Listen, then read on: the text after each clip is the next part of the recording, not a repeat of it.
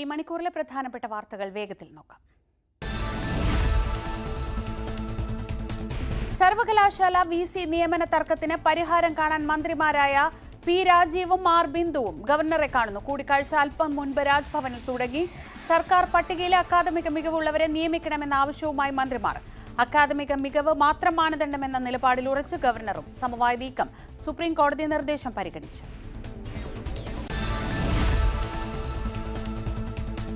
കന്യാസ്ത്രീകൾ മോചിതരായെങ്കിലും രാഷ്ട്രീയ വിവാദം അവസാനിക്കുന്നില്ല. ജാമ്യം കിട്ടിയതിന്റെ ക്രെഡിറ്റ് ആർക്കെന്ന ചർച്ച സജീവം. കേസ് റദ്ദാക്കാൻ നിയമ പോരാട്ടവുമായി കത്തോലിക്ക സഭ മുന്നോട്ട്. അറസ്റ്റും ജാമ്യവും കേരള രാഷ്ട്രീയത്തിൽ നിർണായകം. മതേതരത്വത്തിന്റെ ഇന്ത്യൻ സ്റ്റോറിയാണ് ജാമ്യമെന്ന് മുഖപ്രസംഗം എഴുതി സഭാ നിയന്ത്രണത്തിലുള്ള ദീപിക പത്രം.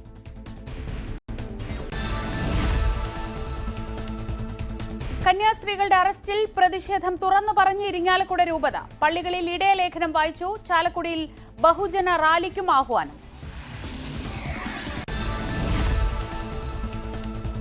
മലയാളത്തിന്റെ മഹാഗുരു എം കെ സാനുമാഷിന് കേരളത്തിന്റെ അന്ത്യാഞ്ജലി. പൊതുദർശനം അല്പസമയത്തിനകം തുടങ്ങും. സംസ്കാരം വൈകിട്ട് 5-ന് രവിപുരം ശ്മശാനത്തിൽ. ആദരാഞ്ജലി അർപ്പിച്ച പ്രമുഖർ.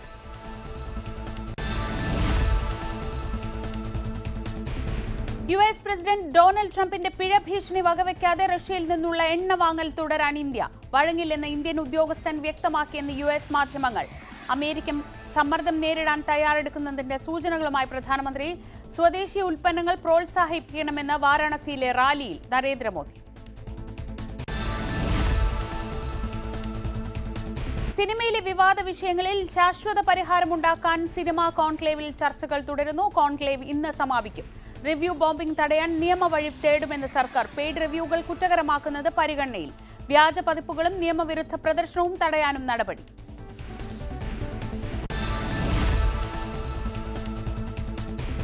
താരസംഘടനയായ അമ്മയിൽ കുക്കു പരമേശ്വരന്റെ കൈവശമുള്ള മെമ്മറി കാർഡിനെ ചുറ്റിപ്പറ്റി വിവാദം ശക്തമാവുന്നു.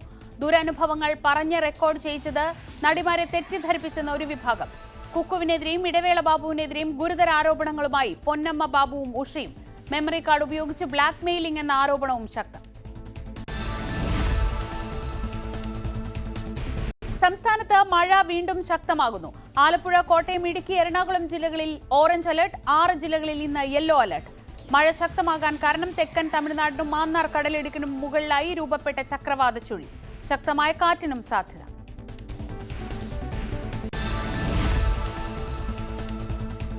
ചേർത്തലയിലെ സ്ത്രീകളുടെ തിരോധാനം സംബന്ധിച്ച അന്വേഷണം നിർണായക ഘട്ടത്തിലേക്ക്. തെളിവെടുപ്പുമായി പോലീസ് മുന്നോട്ട്. സൈക്കോ കില്ലർ എന്ന് സംശയിക്കുന്ന സെബാസ്റ്റ്യന്റെ പള്ളിപ്പുറത്ത് വീടിനെ ചുറ്റിപ്പറ്റി ദുരൂഹതയെന്ന് പോലീസ്. സെബാസ്റ്റ്യനുമായി ബന്ധമുള്ള ഇടങ്ങളിലെല്ലാം തെളിവെടുപ്പിനെത്തിക്കും.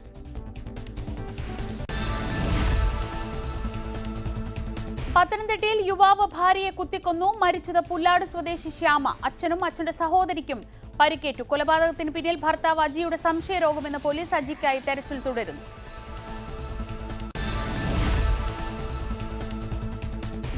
ധർമ്മസ്ഥലയിൽ കുഴിച്ചുമൂടിയ രഹസ്യങ്ങൾ തേടി മണ്ണ് നീക്കിയുള്ള പരിശോധന നാളെ പൂർത്തിയാവും. ഇന്ന് തെരച്ചിലില്ല. 10 ഇടങ്ങളിലെ പരിശോധന പൂർത്തിയായിട്ടും വിവരങ്ങൾ പുറത്തുവിടാതെ സൈറ്റി. അസ്ഥികൂടത്തിന്റെ പരിശോധനാ ഫലം അടുത്തയാഴ്ച. പരാതി പിൻവലിക്കാൻ സാക്ഷിയെ ഭീഷണിപ്പെടുത്തിയെന്ന ആരോപണത്തിൽ പോലീസിന്റെ അന്വേഷണം തുടങ്ങി. ഡ്യൂട്ടിയിലുള്ള പോലീസ് ഉദ്യോഗസ്ഥനെ മർദ്ദിച്ചതിന് യൂത്ത് ലീഗ് നേതാവ് പി കെ ഫിറോസിന്റെ സഹോദരൻ പിടിയിൽ. കുന്നമംഗലം പോലീസിന്റെ പിടിയിലായത് പി കെ ബുജായർ.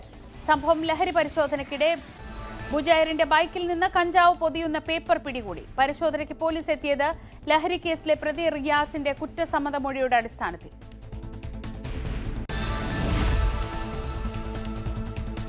പ്രധാനപ്പെട്ട ഒരു വാർത്തയിലേക്കാണ് ആദ്യം നമ്മൾ പോകുന്നത്. സർവകലാശാലകളിൽ സ്ഥിരം വിസിമാരെ കണ്ടെത്തുന്നതിൽ രാജ്ഭവനിൽ നിർണായകമായ ചർച്ച നടക്കുന്നു. മന്ത്രിമാരായ പി രാജീവും ആർ ബിന്ദുവും ഗവർണറുമായി കൂടിക്കാഴ്ച നടത്തുകയാണ്.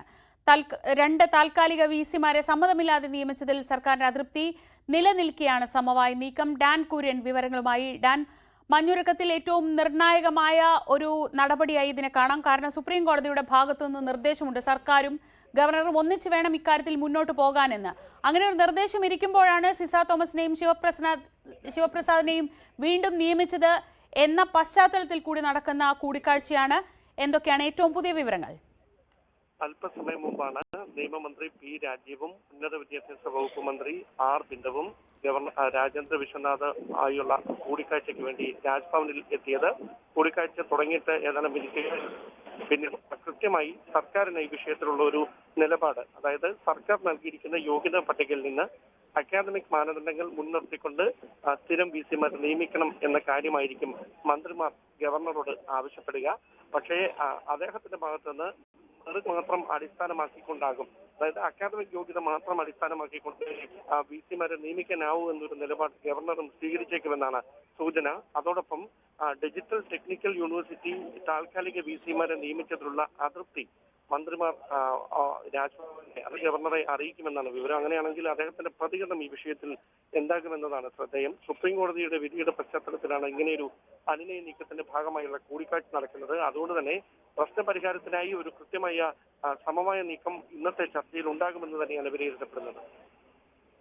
ശരി, നിർണായകമായ കൂടിക്കാഴ്ചയാണ് ഇപ്പോൾ രാജ്ഭവനിൽ നടക്കുന്നത്. ഗവർണർ രാജേന്ദ്ര വിശ്വനാഥ് ആർലേക്കർ, ഉന്നത വിദ്യാഭ്യാസ മന്ത്രി ഡോക്ടർ ആർ ബിന്ദുവുമായും മന്ത്രി പി രാജീവുമായും കൂടിക്കാഴ്ച നടത്തുന്നു. സുപ്രീം കോടതിയുടെ ഭാഗത്തുനിന്ന് ഈ VC നിയമനവുമായി ബന്ധപ്പെട്ട് കൃത്യമായ ചില നിർദ്ദേശങ്ങളുണ്ടായിരുന്നു. അത് സർക്കാരും ഗവർണറും ഇങ്ങനെ രണ്ട് വഴിക്ക് പോയാൽ പറ്റില്ല, ഒന്നിച്ച് തീരുമാനമെടുക്കണം എന്നൊരു നിർദ്ദേശമുണ്ടായിരുന്നു. അതിനുശേഷമാണ് സാങ്കേതിക സർവകലാശാലയിലും ഒപ്പം ഡിജിറ്റൽ സർവകലാശാലയിലും സർക്കാർ അഭിപ്രായ വ്യത്യാസത്തെ തുടർന്ന് മാറ്റിയ, അല്ലെങ്കിൽ ഡോക്ടർ സിസ തോമസിനെയും ശിവപ്രസാദിനെയും തന്നെ തിരിച്ച് നിയമിച്ചത്. അതിനുശേഷമാണ് ഈ കൂടിക്കാഴ്ച എന്നത് തന്നെയാണ് ഏറ്റവും ശ്രദ്ധേയം. ഡാൻ തുടരുന്നുണ്ട്. ഡാൻ, ഇക്കാര്യത്തിൽ ഈ സുപ്രീം കോടതി വിധിക്ക് ശേഷം ഗവർണർ ഇങ്ങനെ ഒരു നിലപാടെടുത്തതിൽ സർക്കാരിന് അതൃപ്തിയുണ്ട്. മുഖ്യമന്ത്രി ഈ വിഷയത്തിൽ കത്തയക്കുകയും ചെയ്തതാണ്. ഇത് ഒരു സമവായ ചർച്ച എന്ന നിലയ്ക്ക് കാണാൻ കഴിയുമോ? ഇനിയിപ്പോൾ ഇക്കാര്യത്തിൽ ഒന്നിച്ചു പോയേ മതിയാവൂ, സുപ്രീം കോടതിയുടെ ഭാഗത്തുനിന്നും കൂടി ഇങ്ങനെ ഒരു നിർദ്ദേശമുള്ളതുകൊണ്ട്. അതുകൊണ്ട് തന്നെ ഒരു സമവായ ചർച്ച എന്ന നിലയ്ക്ക് ഈ കൂടിക്കാഴ്ചയെ കാണാൻ കഴിയുമോ? കേരള യൂണിവേഴ്സിറ്റിയുമായി ബന്ധപ്പെട്ട് കഴിഞ്ഞ ഏതാനും മാസങ്ങളായി നിലനിൽക്കുന്ന തർക്കങ്ങളുണ്ട്. അവിടെ നാടകീയമായ സംഭവങ്ങളാണ് നടന്നുകൊണ്ടിരിക്കുന്നത്. അതിനിടയിലാണ് ഈ ടെക്നിക്കൽ യൂണിവേഴ്സിറ്റി, ഡിജിറ്റൽ യൂണിവേഴ്സിറ്റി താൽക്കാലിക VC-മാരുടെ വിഷയത്തിലും ഗവർണറും സർക്കാരും തമ്മിൽ നേർക്കുനേർ ഏറ്റുമുട്ടലിലേക്ക് പോകുന്ന ഒരു സാഹചര്യം ഉണ്ടായത്. ആ സ്ഥിതി അങ്ങനെ തുടർന്നാൽ അത് ഏത് തരത്തിൽ സർക്കാരിന് ഭരണ പ്രതിസന്ധിയായി മാറും എന്നൊരു വിലയിരുത്തലിന്റെ കൂടി അടിസ്ഥാനത്തിലാണ് സമവായ നീക്കത്തിനുള്ള ഇങ്ങനെയൊരു ചർച്ചയിലേക്ക് തന്നെ കാര്യങ്ങൾ എത്തിയതെന്ന് വേണം മനസ്സിലാക്കാൻ. അങ്ങനെയാണെങ്കിൽ ഗവർണർ മുമ്പോട്ട് വെക്കുന്ന അക്കാദമിക് യോഗ്യത മാത്രം മാനദണ്ഡമാക്കിക്കൊണ്ട് VC-മാരെ നിയമിക്കാനാവൂ എന്നൊരു നിലപാട്, അതിനോട് മന്ത്രി ആർ ബിന്ദുവും മന്ത്രി പി രാജീവും ഏത് തരത്തിലായിരിക്കും പ്രതികരിക്കുക എന്നതാണ് ഇനി അറിയാനുള്ളത്. മന്ത്രിമാർ ഗവർണറുമായി കൂടിക്കാഴ്ച നടത്തുകയാണ്. സുപ്രീം കോടതി നിർദ്ദേശത്തിന്റെ കൂടി അടിസ്ഥാനത്തിലുള്ള കൂടിക്കാഴ്ചയാണ് ഇപ്പോൾ പുരോഗമിക്കുന്നത്. ഡാൻ കുര്യനാണ് വിവരങ്ങൾ നൽകുന്നത്. തിരുവനന്തപുരത്ത് നിന്ന് ഏറ്റവും പ്രധാനപ്പെട്ട കൂടിക്കാഴ്ചയാണ്. പ്രത്യേകിച്ച് ഡാൻ സൂചിപ്പിച്ച് നിർത്തിയതുപോലെ കാര്യമായ രീതിയിലുള്ള പ്രശ്നങ്ങൾ സർവകലാശാലകളുടെ ഭരണങ്ങളിൽ നിലനിൽക്കുന്നുണ്ട്. മിക്കവാറും സർവകലാശാലകളിലൊന്നും സ്ഥിരം VC ഇല്ലാത്ത സാഹചര്യത്തിൽ താൽക്കാലിക VC നിയമനത്തിലടക്കം എങ്ങനെ മുന്നോട്ട് പോകാം എന്ന കാര്യത്തിൽ കൂടി ഒരു തീരുമാനമാകും ഈ കൂടിക്കാഴ്ചയിൽ എന്ന് തന്നെ പ്രതീക്ഷിക്കാം. വിശദാംശങ്ങളിലേക്ക് മടങ്ങിയെത്താം ഈ കൂടിക്കാഴ്ചയ്ക്ക് ശേഷം. മറ്റ് വാർത്തകളിലേക്ക്. ചേർത്തലയിൽ നിന്ന് കാണാതായ സ്ത്രീകൾ എവിടെ?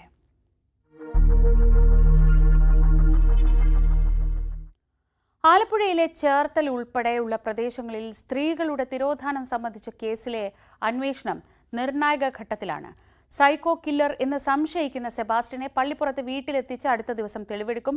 സെബാസ്റ്റ്യനുമായി ബന്ധമുള്ള കൂടുതൽ ഇടങ്ങളിലേക്കും തെളിവെടുപ്പ് നീങ്ങും.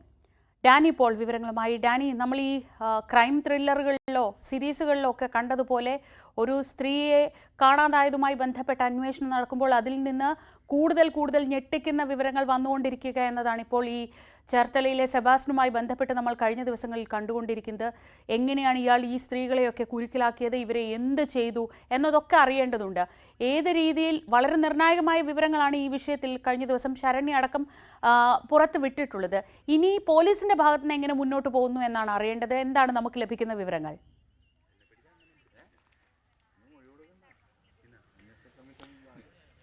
ശ്രീജ, ഈ കേസുമായി ബന്ധപ്പെട്ട അന്വേഷണ സംഘം അതിൻ്റെ ഒരു നിർണായക ഘട്ടത്തിലൂടെയാണ് കടന്നു പോകുന്നത്. കാരണം കഴിഞ്ഞ ദിവസങ്ങളിൽ ഇവിടെ ഇപ്പോൾ നമ്മളുള്ളത് ഈ സെബാസ്റ്റ്യൻ്റെ ആലപ്പുഴയുള്ള പള്ളിപ്പുറത്തെ വീട്ടിലാണ്.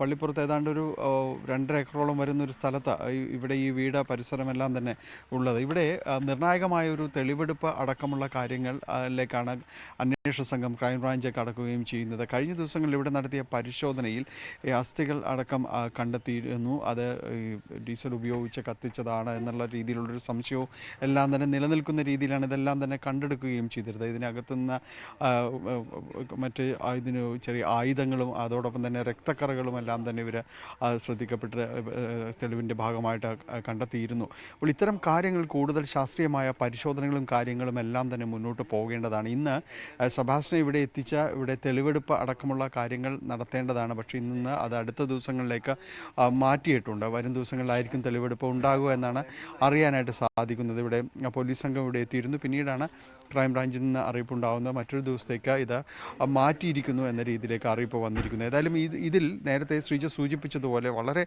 നിഗൂഢതകൾ നിറഞ്ഞതാണ്. ഈ രീതിയിലുള്ളൊരു സൈക്കോ കില്ലർ എന്ന രീതിയിലേക്ക് പറയാവുന്ന രീതിയിലേക്ക് കാര്യങ്ങൾ ഇയാൾ സെബാസ്റ്റ്യൻ എത്തിയിട്ടുണ്ടോ എന്നതടക്കമുള്ള കാര്യങ്ങൾ പോലീസും അന്വേഷണ സംഘവും പരിശോധിക്കുന്നു. 2 ക്രൈംബ്രാഞ്ച് സംഘങ്ങളാണ്, ആലപ്പുഴയിലെയും കോട്ടയത്തെയും ക്രൈംബ്രാഞ്ച് സംഘങ്ങളാണ് ഈ കേസുമായി ബന്ധപ്പെട്ട് മുന്നോട്ട് പോവുകയും ചെയ്യുന്നത്. തുടക്കത്തിൽ ജയനമ്മ എന്ന സ്ത്രീയുമായിട്ട് തിരോധാനവുമായി ബന്ധപ്പെട്ടുള്ള ഒരു അന്വേഷണമാണ് ഈ ഘട്ടത്തിലേക്ക് ഇവിടേക്ക് എത്തിക്കുകയും ചെയ്തത്.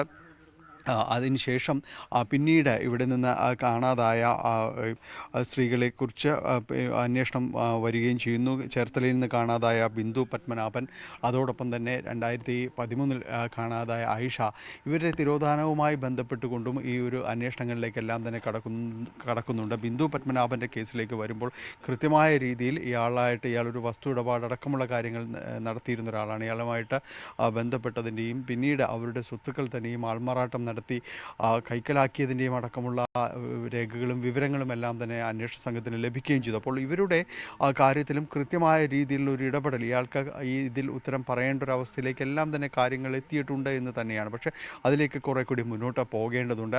മാത്രവുമല്ല, ഇവരുടെ തിരോധാനം ഇവരെല്ലാം എവിടെ പോയി? മൂന്നാമത്തെ ആൾ എന്ന് പറയുന്നത് ആയിഷ എന്നതാണ്. അവർ ഒരു പഞ്ചായത്ത് ഓഫീസ് ജീവനക്കാരിയായിരുന്നു. അവർ സ്ഥലം വാങ്ങാൻ വെച്ചിരുന്ന പണം അതിൽ ഒരു ഭാഗം മാത്രമേ കൊടുത്തിട്ടുള്ളൂ. പിന്നീട് സെബാസ്റ്റ്യനുമായി ബന്ധപ്പെട്ടതായിട്ട് അവരുമായിട്ട് സംസാരിച്ചിരുന്നയാളുടെ വിവരങ്ങളെല്ലാം തന്നെ ലഭിക്കുകയും ചെയ്തിരുന്നു. അപ്പോൾ പിന്നീട് ഇത് എവിടെ പോയി? അവരുടെ ബാക്കി പണം സ്ഥലമുടമയ്ക്ക് നൽകിയിട്ടില്ല എന്നതുകൂടി സ്ഥിരീകരിക്കപ്പെട്ടിട്ടുണ്ട്. അപ്പോൾ ഈ നിരവധിയായ പരാതികളും കേസുകളും ഇയാൾക്കെതിരെ രജിസ്റ്റർ ചെയ്യപ്പെട്ടിട്ടുണ്ട്. അപ്പോൾ കൂടുതൽ വസ്തുതാപരമായ അന്വേഷണങ്ങളും കാര്യങ്ങളും ഈ കേസുമായി ബന്ധപ്പെട്ടുകൊണ്ട് മുന്നോട്ട് പോകേണ്ടതാണ്. മാത്രവുമല്ല, ഈ വീട് പരിസരം തുടങ്ങിയവ ഇത് കൃത്യമായ രീതിയിലേക്ക് പരിശോധിക്കണമെങ്കിൽ വലിയ രീതിയിലുള്ളൊരു സന്നാഹങ്ങളടക്കം വേണ്ടിവരും. ഇപ്പോൾ ജിയോളജിസ്റ്റുകളുടെയും അതോടൊപ്പം തന്നെ മറ്റു ഉപകരണങ്ങളുടെയും എല്ലാം സഹായം ഇവിടെ ആവശ്യമാണ്. തെളിവെടുപ്പ് അടക്കമുള്ള കാര്യത്തിന് ആവശ്യമാണ് എന്ന് വ്യക്തമാക്കേണ്ടത്. കാരണം ഇത് ഏതാണ്ട് കാട് പിടിച്ച് കിടക്കുന്ന ഒരു പുരയുടെ ഇയാൾ വല്ലപ്പോഴും മാത്രമേ ഇവിടേക്ക് വരാറുള്ളൂ എന്നാണ് പറഞ്ഞിരുന്നത്. അപ്പോൾ ഈ കാര്യങ്ങൾക്കെല്ലാം കൂടുതൽ പരിശോധനകൾ വേണം. ഇവിടെ ഈ എവിടെയെങ്കിലും അവരെ ശരീരഭാഗങ്ങളുണ്ടോ, മറവ് ചെയ്തിട്ടുണ്ടോ, ഈ കാണാതായ സ്ത്രീകൾക്ക് ഇവിടെ എത്തിച്ചിട്ടുണ്ടോ, അങ്ങനെയുള്ള പല സംശയങ്ങളും ബാക്കി നിൽക്കുന്നുണ്ട്. ഓരോ ദിവസവും വലിയ നിഗൂഢതകളിലേക്ക് തന്നെ ചൂഴ്ന്നു പോകുന്ന രീതിയിലേക്കാണ് ഈ കേസുകളെല്ലാം തന്നെ വന്നിരിക്കുന്നത്. അപ്പോൾ അത്തരം കാര്യങ്ങളിൽ വ്യക്തവും വിശദവുമായ അന്വേഷണങ്ങളിലേക്ക് പോകേണ്ടതുണ്ട്. വരും ദിവസങ്ങളിൽ അങ്ങനെ ഒരു തയ്യാറെടുപ്പോടുകൂടി തന്നെയുള്ള തെളിവെടുപ്പിലേക്ക് അന്വേഷണ സംഘം എത്തുമെന്ന് തന്നെയാണ് മനസ്സിലാക്കാൻ സാധിക്കുന്നത്. ഇന്ന് ഇപ്പോൾ തെളിവെടുപ്പ് ഇല്ല എന്ന് തന്നെയാണ് അറിയാനായിട്ട് സാധിക്കുന്നത്. വരും ദിവസമായിരിക്കും ഇതുമായി ബന്ധപ്പെട്ടുകൊണ്ടുള്ള കൂടുതൽ തെളിവെടുപ്പിലേക്ക് അന്വേഷണങ്ങളിലേക്ക് കാര്യങ്ങളിലേക്ക് എത്തുക. ഏതായാലും 3 സ്ത്രീകളുടെ തിരോധാനവുമായി ബന്ധപ്പെട്ടുകൊണ്ട് മുഖ്യ പ്രതിസ്ഥാനത്ത് തന്നെയാണ് സെബാസ്റ്റ്യൻ എന്ന ആളുള്ളത്. ഏതായാലും ഇതുമായി ബന്ധപ്പെട്ടുകൊണ്ട് കൂടുതൽ വെളിപ്പെടുത്തലുകൾ അന്വേഷണ സംഘം നടത്തിയിട്ടില്ല. കഴിഞ്ഞ ദിവസങ്ങളിൽ ജയനമ്മയുടെ മരണത്തിൽ ഇയാൾക്ക് കൃത്യമായ പങ്കുണ്ട് എന്നതടക്കമുള്ള കാര്യങ്ങൾ സ്ഥിരീകരിക്കുകയും അന്വേഷണ സംഘം അത് പറയുകയും ചെയ്തിരുന്നു. പക്ഷേ എങ്ങനെ കൊലപ്പെടുത്തി അല്ലെങ്കിൽ എന്താണ് കാര്യങ്ങൾ എന്നത് വിശദമാക്കാനുള്ളൊരു കാര്യങ്ങളിലേക്ക് എത്തിയിട്ടില്ല. അത് വരും ദിവസങ്ങളിൽ വ്യക്തമാക്കാമെന്നാണ് അന്വേഷണ സംഘം പറഞ്ഞത്. അതിന് തെളിവെടുപ്പ് അടക്കമുള്ള കാര്യങ്ങൾ മുന്നോട്ട് പോകേണ്ടതുണ്ട്. നിലവിൽ സെബാസ്റ്റ്യൻ അന്വേഷണവുമായിട്ട് വലിയ രീതിയിലുള്ളൊരു സഹകരണം അന്വേഷണ സംഘവുമായിട്ട് ഇല്ല എന്ന് തന്നെയാണ് അറിയാനായിട്ട് സാധിക്കുന്നത്. അപ്പോൾ കാര്യങ്ങൾ കുറേ കൂടി അന്വേഷണവും തെളിവെടുപ്പും ചോദ്യം ചെയ്യലും എല്ലാം മുന്നോട്ട് മുന്നോട്ട് പോകേണ്ടതുണ്ട്. അതിന് ഏറ്റവും അടിസ്ഥാനം വരും ദിവസങ്ങളിൽ സെബാസ്റ്റ്യനുമായി ബന്ധപ്പെട്ടുകൊണ്ട് നടക്കേണ്ട തെളിവെടുപ്പ് അടക്കമുള്ള കാര്യങ്ങളാണ്. ഈ പരിസരം തന്നെ അറിയാം, ഈ വലിയ രീതിയിലേക്ക് മറ്റുള്ളവർക്ക് ബന്ധമില്ലാത്ത രീതിയിൽ കാട് പിടിച്ച് കിടക്കുന്ന രീതിയിലുള്ളൊരു സ്ഥലമാണ്. അതുകൊണ്ട് ഈ സ്ഥലത്തേക്ക് മറ്റുള്ളവർക്കും അറിയില്ല, അയാളെക്കുറിച്ച് ഇവിടെ വന്നു പോകുന്നു എന്നതിനപ്പുറത്തേക്ക് മറ്റു വിവരങ്ങൾ ഒന്നും തന്നെയില്ല. പുറത്തുള്ളവർക്ക് പെട്ടെന്ന് ശ്രദ്ധിക്കപ്പെടാത്ത രീതിയിലുള്ള ഒരിടമാണ് ഈ സ്ഥലം എന്നെല്ലാം തന്നെ പറയുന്നത്. പള്ളിപ്പുറത്താണ്. പള്ളിപ്പുറത്ത് എവിടേക്ക് വരുമ്പോൾ ഇതിനകത്തേക്ക് മുഖ്യ റോഡിൽ നിന്ന് അകത്തേക്ക് കയറി മാറിയുള്ള ഒരു വീടും പരിസരവും തന്നെയാണ്. ഏതായാലും ഇപ്പോൾ ഇത് പോലീസിൻ്റെ നിരീക്ഷണത്തിലാണ്. പൂർണ്ണമായും തന്നെയും വരും ദിവസങ്ങളിൽ ഇവിടെ വ്യക്തമായ പരിശോധനകൾ നടത്തും. പ്രത്യേകിച്ച് അസ്ഥികൾ അടക്കം കിട്ടിയ സാഹചര്യത്തിൽ അതിൻ്റെ DNA സാമ്പിളുകൾ അടക്കം ശേഖരിച്ചുകൊണ്ട് വിശകലനങ്ങളിലേക്ക് പോകേണ്ടതുണ്ട്. എങ്കിൽ മാത്രം ഇത് ആരുടേതെന്ന് അടക്കമുള്ള കാര്യങ്ങളിൽ ഉറപ്പിക്കാനായിട്ട് സാധിക്കുകയുള്ളൂ. അത്തരം പരിശോധനകൾക്ക് തന്നെയാണ് അന്വേഷണ സംഘം മുൻതൂക്കം നൽകുന്നത്. വരും ദിവസങ്ങളിൽ ആ പരിശോധനയുടെ ഒരു ആദ്യഘട്ടം എന്ന രീതിയിൽ തെളിവെടുപ്പിലേക്ക് അടക്കം കടക്കുകയും ചെയ്യും. ശ്രീജ. ശരി, ഡാനി പോളാണ് വിവരങ്ങൾ നൽകിയത്. സെബാസ്റ്റ്യൻ എന്ന ക്രൂരൻ്റെ ഇരയായ സ്ത്രീകൾ ഇനി ആരൊക്കെ എന്നത് വളരെ വളരെ ഉദ്വേഗത്തോടെയാണ് ഏവരും ഉറ്റുനോക്കുന്നത്. ഈ ദുരൂഹമായ ഈ വീടും പുരയിടവും 2 ഏക്കറോളം വരുന്ന പുരയിടത്തിനകത്തൊരു വീട്, അവിടെ നിന്നാണ് ആദ്യഘട്ടത്തിൽ ഒരു മൃതദേഹാവശിഷ്ടം കിട്ടിയത്. ആ അന്വേഷണമാണ് ഇപ്പോൾ 4ാമത്തെ സ്ത്രീയിലേക്ക് വരെ എത്തിയിരിക്കുന്നത്. ഇവർക്കൊക്കെ എന്താണ് സംഭവിച്ചത്? ഇവർ കൃത്യമായി സെബാസ്റ്റ്യൻ്റെ ഇരയായി മാറുകയാണോ ചെയ്തത്? ഇതിലൊക്കെ ഉത്തരം കിട്ടേണ്ടതുണ്ട്. ഇതിലാണ് വിശദമായ അന്വേഷണം നടക്കുന്നത്. തെളിവെടുക്കൽ നാളെ നടക്കും എന്നാണ് പ്രതീക്ഷിക്കുന്നത്. ഡാനി പോളാണ് വിവരങ്ങൾ നൽകിയത്. ധർമ്മസ്ഥലയിൽ മാർക്ക് ചെയ്ത 13 ഇടങ്ങളിലെ മണ്ണ് കുഴിച്ചുള്ള പരിശോധന നാളെ പൂർത്തിയാകും. ഇന്ന് തിരച്ചിൽ നടക്കുന്നില്ല. 10 വരെയുള്ള പോയിന്റുകളിൽ പരിശോധന പൂർത്തിയായെങ്കിലും വിശദാംശങ്ങൾ പുറത്തുവിടാൻ SIT തയ്യാറായിട്ടില്ല. 6ാം പോയിന്റിൽ നിന്ന് ലഭിച്ച മൃതദേഹാവശിഷ്ടങ്ങളുടെ പ്രാഥമിക ഫോറൻസിക് പരിശോധനാ ഫലം അടുത്തയാഴ്ചയോടെ പുറത്തു വന്നേക്കും. ഇതിനിടെ പരാതി പിൻവലിക്കാൻ സാക്ഷിയെ ഭീഷണിപ്പെടുത്തിയെന്ന പരാതിയിൽ പോലീസ് അന്വേഷണം ആരംഭിച്ചിട്ടുണ്ട്. വിവരങ്ങളുമായി KV ബൈജു, ധർമ്മസ്ഥലയിലെ SITയുടെ അന്വേഷണം ഏറ്റവും പ്രധാനപ്പെട്ട ഒരു ഘട്ടത്തിലേക്ക് നീങ്ങുകയാണ്. ഈ എന്തൊക്കെ തെളിവുകൾ കിട്ടിയിട്ടുണ്ട്, അതിൻ്റെയൊക്കെ ശാസ്ത്രീയ പരിശോധനാ ഫലമാണ് ഏറ്റവും പ്രധാനമായത്. അതിനിടയിലാണ് കൂടുതൽ പരാതി വരുന്നുണ്ട്. ഒപ്പം ഈ അന്വേഷണ സംഘത്തിലുള്ള ആളെക്കുറിച്ച് വരെ പരാതി ഉണ്ടാവുന്നത്. ഇനി എപ്പോഴായിരിക്കും ഈ തെരച്ചിൽ പുനരാരംഭിക്കുക? എന്തൊക്കെയാണ് വിവരങ്ങൾ? ശ്രീജ, ഇന്ന് തെരച്ചിൽ ഇല്ല. നാളെ മുതൽ വീണ്ടും തെരച്ചിലുണ്ടാവും. അതായത് ഇനി മാർക്ക് ചെയ്ത 3 പോയിന്റ് മാത്രമാണ് തെരച്ചിൽ നടത്താനുള്ളത്. അതുകൊണ്ട് തന്നെ നാളെ ഈ തെരച്ചിൽ പൂർത്തിയാക്കാനാണ് ഇപ്പോൾ തീരുമാനിച്ചിട്ടുള്ളത്. പുതിയ സ്ഥലങ്ങൾ മാർക്ക് ചെയ്യുന്നതുമായി ബന്ധപ്പെട്ട പുതിയ വിവരങ്ങളൊന്നും തന്നെ SIT പങ്കുവച്ചിട്ടില്ല. അതോടൊപ്പം തന്നെ ഇതുവരെ ഉണ്ടായ ഈ അന്വേഷണ പുരോഗതിയും ഇതുവരെ SIT പുറത്ത് വിട്ടിട്ടില്ല. ഏതായാലും അത് നിർണായകമാണ്. ഈ ആഴ്ച സംബന്ധിച്ചിടത്തോളം എന്തൊക്കെ കാര്യങ്ങൾ ഇത്രയും ദിവസം പരിശോധനയിൽ കണ്ടെത്തി, അത്തരം കാര്യങ്ങളെല്ലാം ഈ ഒരു ആഴ്ച വളരെ നിർണായകമാണ്. അത് വളരെ പ്രധാനമാണ്. ആ ഇതുവരെ ഉണ്ടായ പരിശോധനയുടെ കാര്യങ്ങളെല്ലാം ഒരു പക്ഷേ വിശദീകരിച്ചേക്കാം. എന്തായാലും നിലവിൽ SIT രഹസ്യ സ്വഭാവത്തിൽ തന്നെയാണ് ഈ ഒരു പരിശോധന മുന്നോട്ട് കൊണ്ടുപോകുന്നത്. സാക്ഷിമത്തുള്ള ഓരോ ഇത്തരത്തിലുള്ള കുഴിയെടുത്തുള്ള പരിശോധനയുടെയും വിവരങ്ങൾ ഒന്നും തന്നെ പുറത്തുവിട്ടിട്ടില്ല. ഇതിനിടയിലാണ് ശ്രീജ സൂചിപ്പിച്ചതുപോലെ തന്നെ ഈ സാക്ഷിയെ ഭീഷണിപ്പെടുത്തിയ സംഭവം ഉണ്ടായത്. അത് സംബന്ധിച്ചിപ്പോൾ അന്വേഷണം ആരംഭിച്ചിട്ടുണ്ട്. DGP ഈ ഉദ്യോഗസ്ഥരെ നേരിട്ട് ബംഗളൂരുവിലെ എത്താൻ ആവശ്യപ്പെട്ടിട്ടുണ്ട്. അത് സംബന്ധിച്ച നടപടി ഉണ്ടാകുമെന്നും DGP ആക്ഷൻ കമ്മിറ്റി ഉറപ്പ് നൽകിയിരുന്നു. അതിനെ തുടർന്നാണ് ഇന്നലെ വീണ്ടും ഈ സാക്ഷി തെളിവെടുപ്പിലെത്തിയത്. എന്തായാലും ധർമ്മസ്ഥലയെ സംബന്ധിച്ചിടത്തോളം ഈ ഒരു ദുരൂഹതയിലെ അകറ്റാൻ വളരെ നിർണായകമാണ് ഈ ഒരു വരുന്ന 3 ദിവസം. നാളെ പരിശോധന പൂർത്തിയായാൽ ഇനി കൂടിയാലോചന നടത്തി പുതിയ സ്ഥലങ്ങൾ മാർക്ക് ചെയ്യണമോ, അതായത് ഇനി കൂടുതലും സ്വകാര്യ വ്യക്തികളുടെ പറമ്പിലാണ് ഇത്തരത്തിലുള്ള മൃതദേഹങ്ങൾ കുഴിച്ചുമൂടിയെന്ന വെളിപ്പെടുത്തലുള്ളത്. അതുകൊണ്ട് തന്നെ അതിന് കോടതി ഉത്തരവോടുകൂടി അവിടെ പരിശോധന നടത്താനാണ് തീരുമാനിച്ചിട്ടുള്ളത്. സാക്ഷി ചൂണ്ടിക്കാട്ടുന്ന അല്ലെങ്കിൽ ഈ ഒരു പരാതിയുമായി ബന്ധപ്പെട്ട മുഴുവൻ ഇടങ്ങളും കുഴിച്ച് പരിശോധിക്കാൻ തന്നെയാണ് തീരുമാനം. അങ്ങനെയാണ് നേരത്തെ തന്നെ ഈ ഒരു സംഘത്തലവനായ DGP വ്യക്തമാക്കിയത്. പ്രാഥമിക ഘട്ടത്തിലാണെന്നാണ് അദ്ദേഹം ഇപ്പോഴും ഈ ഒരു അന്വേഷണത്തെ പറയുന്നത്. കാരണം കൂടുതൽ പരാതികൾ വരുന്ന ഒരു സാഹചര്യം കൂടിയുണ്ട്. ബെൽത്തങ്ങാടിയിലെ ക്യാമ്പ് ഓഫീസിലാണ് ഇത്തരത്തിൽ പുതിയ പരാതികൾ എത്തിയത്. അതായത് 20 വയസ്സായ ഒരു പെൺകുട്ടിയെ കാണാതായതുമായി ബന്ധപ്പെട്ടതാണ്. അത്തരത്തിൽ നിരവധി പരാതികൾ ലഭിച്ചിട്ടുണ്ട്. ഇതെല്ലാം രഹസ്യ സ്വഭാവത്തിൽ സൂക്ഷിക്കുന്നുണ്ട്. ആ ഒരു ഉറപ്പിന്മേലാണ് കൂടുതൽ പരാതികൾ വരുന്നത്. ബംഗളൂരുവിൽ ഇതേപോലെ തന്നെ ഒരു ഹെൽപ്പ് ഡെസ്ക് ആരംഭിച്ചിട്ടുണ്ട്. അവിടെയും പരാതികൾ വരുന്ന സാഹചര്യമുണ്ട്. ഇതെല്ലാം പരിശോധിച്ച് നിലവിൽ ഈ പരിശോധനയുടെ ഇപ്പോഴത്തെ മുഴുവൻ പരിശോധനയും ഒരു കൂടിയാലോചന ഉണ്ടാകും. അതിനുശേഷമായിരിക്കും തുടർ നടപടികളെ സംബന്ധിച്ച് തീരുമാനമുണ്ടാവുക. ബുധനാഴ്ചയോടുകൂടി ഒരു പക്ഷേ DGPയുടെ വാർത്താ സമ്മേളനം ബംഗളൂരുവിൽ ഉണ്ടാകും. ഇതുവരെ ഉണ്ടായ അന്വേഷണ പുരോഗതി ആ ഒരു വാർത്താ സമ്മേളനത്തിൽ വിലയിരുത്തും. നിലവിൽ ലഭിച്ചിട്ടുള്ള, അതായത് നമുക്ക് സ്ഥിരീകരിക്കാവുന്ന 6ൽ നിന്നും 6ാമത്തെ പോയിന്റിൽ നിന്ന് ലഭിച്ച മൃതദേഹാവശിഷ്ടങ്ങൾ ഫോറൻസിക് പരിശോധനയ്ക്ക് അയച്ചിട്ടുണ്ട്. ഈ പരിശോധനാ ഫലവും ഈ ആഴ്ച തന്നെ പുറത്തു വരുമെന്നാണ് പറയുന്നത്. അതായത് പ്രാഥമികമായ ഒരു ഫോറൻസിക് പരിശോധനാ ഫലമായിരിക്കും വരിക. അതിൽ എത്ര പേരുടെ മൃതദേഹാവശിഷ്ടം ഇത്തരത്തിൽ ലഭിച്ചു, അത്തരം കാര്യങ്ങൾ, എത്ര പഴക്കമുണ്ട്, അത്തരം കാര്യങ്ങളായിരിക്കും ഒരുപക്ഷെ പ്രാഥമികമായി ലഭിക്കുക. എന്തായാലും ബുധനാഴ്ചയോടുകൂടി ഇതിലൊരു വ്യക്തത വരുമെന്നാണ് പ്രതീക്ഷിക്കുന്നത്. കഴിഞ്ഞ ദിവസങ്ങളിൽ നടത്തിയ പരിശോധനയുടെ ഒന്നും തന്നെ വിശദാംശങ്ങൾ ഇപ്പോൾ SIT പുറത്തുവിട്ടിട്ടില്ല. ബൈജു, ഇതിനിടയിലാണല്ലോ ഈ അന്വേഷണ സംഘത്തിനെതിരെ ഇങ്ങനെ ഒരു പരാതി വരുന്നത്, അന്വേഷണ സംഘത്തിലെ ഒരു ഉദ്യോഗസ്ഥനെതിരെ പരാതി വരുന്നത്. ഇന്നലെ ഈ വ്യക്തിയെ മാറ്റി നിർത്തിക്കൊണ്ട് ഈ സംഘം അന്വേഷണം നടത്തിയെങ്കിലും ഇത് അതായത് വീഡിയോ ചിത്രീകരിച്ചു തുടങ്ങിയ ഗൗരവമേറിയ ആരോപണങ്ങൾ ഉന്നയിക്കുമ്പോൾ ആക്ഷൻ കൗൺസിൽ ഈ സംഭവവികാസങ്ങളെ, ഇങ്ങനെ ഒരു സംഭവം ഉണ്ടായി എന്ന ആരോപണങ്ങളെയൊക്കെ എങ്ങനെയാണ് കാണുന്നത്? ശ്രീജ, ആക്ഷൻ കൗൺസിലിന്റെ ആരോപണം ശരിവെക്കുന്ന രീതിയിലാണ് നമ്മൾ ഇന്നലെ കണ്ടത്. കാരണം ഈ മഞ്ജുനാഥ ഗൌഡ എന്ന് പറയുന്ന സിർസിയിലെ CI സർക്കിൾ ഇൻസ്പെക്ടറെ മാറ്റി നിർത്തിക്കൊണ്ടായിരുന്നു ഇന്നലെ പരിശോധന നടത്തിയത്. അതിൽ നിന്ന് തന്നെ ഈ ഒരു ആക്ഷൻ കമ്മിറ്റിയുടെ ആരോപണം ശരിവെക്കുന്ന ഒരു കാര്യമാണുള്ളത്. ഈ സംഭവത്തിൽ പ്രധാനമായും ഈ സംഭവത്തെക്കുറിച്ചുള്ള അന്വേഷണം ആരംഭിച്ചിട്ടുണ്ട്. ഈ ഉദ്യോഗസ്ഥൻ ഏത് രീതിയിലാണ് ഇത്തരത്തിൽ വീഡിയോ ചിത്രീകരിച്ചത്, അതായത് അടച്ചിട്ട മുറിയിൽ പുലർച്ചെ 1 മണിയോടുകൂടിയാണ് ബെൽത്തങ്ങാടിയിലെ ക്യാമ്പ് ഓഫീസിൽ നിന്നും സാക്ഷിയെ ഭീഷണിപ്പെടുത്തി ഇത്തരത്തിലൊരു വീഡിയോ ചിത്രീകരിച്ചതെന്നാണ് ആരോപണമുള്ളത്.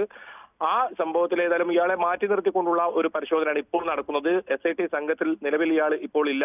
അതിൽ നിന്ന് തന്നെ ഈ ആക്ഷൻ കമ്മിറ്റിയുടെ ആരോപണം ശരിവെക്കുന്നുണ്ട്. അതോടൊപ്പം ഇയാൾക്ക് എതിരെയുള്ള നടപടി, അത്തരം കാര്യങ്ങൾ അന്വേഷണം നടത്തിയതിനു ശേഷം ഉണ്ടാകും. എന്തായാലും ആ ഒരു ഇയാളെ മാറ്റിയാൽ മാത്രമേ ഇനി സാക്ഷി ഇത്തരത്തിൽ സഹകരിക്കൂ എന്ന ഒരു പ്രസ്താവന ഉണ്ടായിരുന്നു. അതുകൊണ്ട് തന്നെ വളരെ പെട്ടെന്ന് തന്നെ അതിലൊരു തീരുമാനം ഉണ്ടാവുകയായിരുന്നു. ഏതായാലും DGPയുടെ നേരിട്ടുള്ള മേൽനോട്ടത്തിലാണ് ഈ അന്വേഷണം. അതിൽ 20ഓളം അംഗങ്ങളുണ്ട്. ഇത്തരത്തിലുള്ള ഒരു സംഘമാണ് പരിശോധന നടത്തുന്നത്. അതുകൊണ്ട് തന്നെ അത് പല സ്റ്റേഷനിലുള്ള ആളുണ്ട്. 4 മുതിർന്ന IPS ഉദ്യോഗസ്ഥരുടെ ഒരു മേൽനോട്ടം കൂടി ഉണ്ട്. അവർ ഇവിടെ തന്നെ ക്യാമ്പ് ചെയ്യുന്നുണ്ട്. ധർമ്മസ്ഥലയിൽ തന്നെ ക്യാമ്പ് ചെയ്തുകൊണ്ടാണ് ഓരോ ഘട്ടവും ഇപ്പോൾ ഈ പരിശോധന പൂർത്തിയാക്കുന്നത്. 10 വരെയുള്ള ഈ ഒരു പരിശോധന പൂർത്തിയായിരിക്കുന്നു. ഇനി 11ഉം 12ഉം ഈ നേത്രാവതി പുഴയ്ക്ക് സമീപം റോഡിനോട് ചേർന്ന സ്ഥലത്താണെങ്കിൽ 13ാമത്തെ പോയിന്റ്, അതാണ് സ്നാനഘട്ടിക്ക് സമീപമുള്ളത്. അതും പ്രധാന പാതയല്ലെങ്കിലും ഇടവഴി ഉള്ള ഒരു റോഡിന് തൊട്ട് സമീപത്താണുള്ളത്. ഇതിലെല്ലാം അപ്പുറം ഈ സ്വകാര്യ വ്യക്തികളുടെ പറമ്പുകളിൽ അത് എങ്ങനെ പരിശോധന നടത്തും, അത് സംബന്ധിച്ച ഒരു കൂടിയാലോചന ഇന്ന് ഉണ്ടാകും എന്നാണ് മനസ്സിലാക്കാൻ സാധിക്കുന്നത്. ഉദ്യോഗസ്ഥർ ആ രീതിയിൽ ഇനി മുന്നോട്ട് എങ്ങനെ ഈ ഒരു തിരച്ചിൽ മുന്നോട്ട് കൊണ്ടുപോകണം എന്ന കാര്യത്തിൽ ഒരു തീരുമാനമുണ്ടാകും. ഏതായാലും ഇത് ദൃശ്യം ചിത്രീകരിക്കാൻ കഴിയാത്ത രീതിയിൽ, അതല്ലെങ്കിൽ വിവരങ്ങളൊന്നും പോകാത്ത രീതിയിലാണ് പരിശോധന നടത്തുന്നത്. ചുറ്റും മറകെട്ടി അത്തരത്തിലാണ് പരിശോധന നടത്തുന്നത്. ഇനിയും JCB ഉപയോഗിച്ച് തന്നെ ഇനി വരുന്ന 3 പോയിന്റുകളും പരിശോധന നടത്താൻ പറ്റും. കാരണം JCB പോകാൻ പറ്റുന്ന രീതിയിലുള്ള സ്ഥലങ്ങളിലാണ് ഈ അടയാളപ്പെടുത്തിയിട്ടുള്ളത്.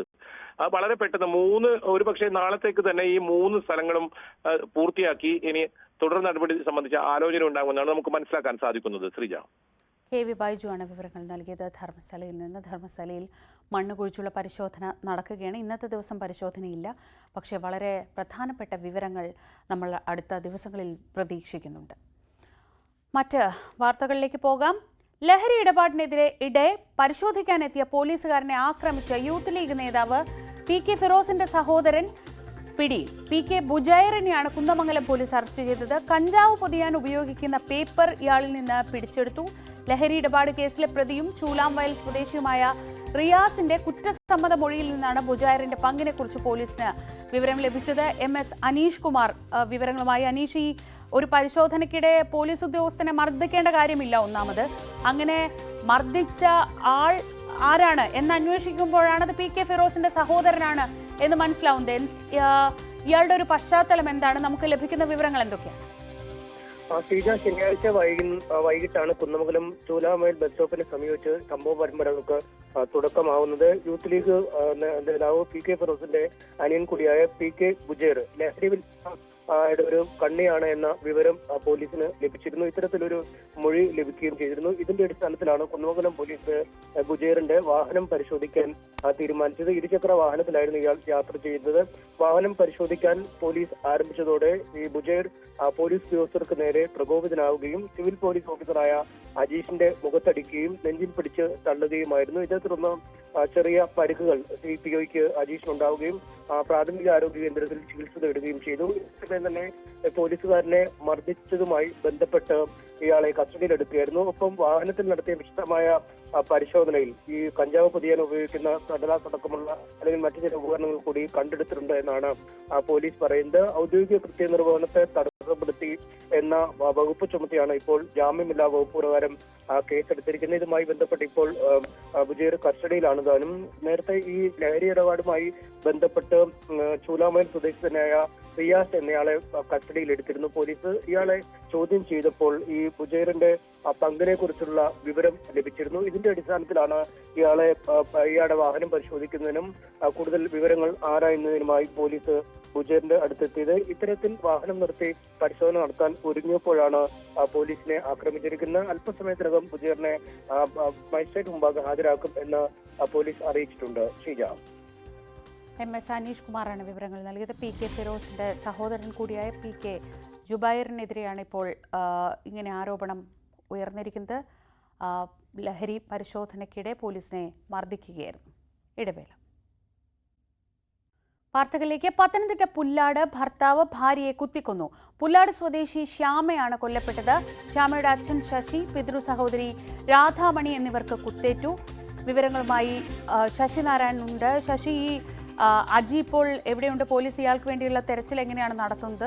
എന്താണ് ഇങ്ങനെ ഒരു ക്രൂരകൃത്യത്തിന് കാരണമായതെന്നാണ് ഇപ്പോൾ നമുക്ക് പോലീസിൽ നിന്ന് ലഭിക്കുന്ന വിവരം?